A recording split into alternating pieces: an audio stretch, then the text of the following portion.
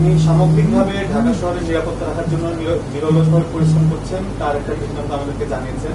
কিন্তু একটা বিষয় না জানলেই নয়, আপনি নিশ্চয়ই অবগত আছেন, গতকালকে হিজবুত তাহরীর নামে একটি নিষিদ্ধ ঘোষিত সংগঠন বায়তুল মোকাররমে জুমার নামাজ পড়ে মিছিল করেছে, ঝটিকা মিছিল করে, এবং সেখানে আপনার খুব দক্ষতার সাথে তাদেরকে ছত্রভঙ্গ করেছেন।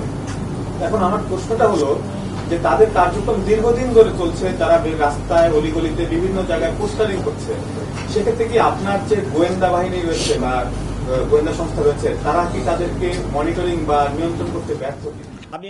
আমি আসলে আমার ঢাকা মেট্রোপলিটন পুলিশের সেরকম কোনো গোয়েন্দা বাহিনী নাই।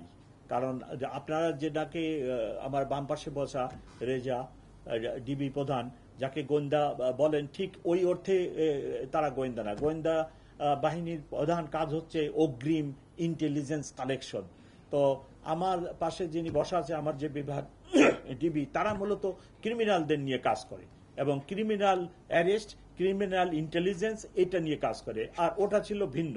তবে কালকের ঘটনায় আমরা প্রথমে যেটা হয় সেটা হলো যে গেটেই আমরা তাদেরকে ডিসকাস করতে পারতাম, কিন্তু আপনারা জানেন গেটে প্রচুর মুসল্লি, সেখানে আমরা কোনো অ্যাকশনে গেলে মুসল্লিরা গায়ে আঘাত পেতে পারে, গ্যাস দ্বারা তাদের প্রভাবিত আক্রান্ত হতে পারে, তখন আমাদের মুসল্লিদের ক্ষতি হতে পারে, ধর্মীয় অনুভূতিতে আঘাতে পারে।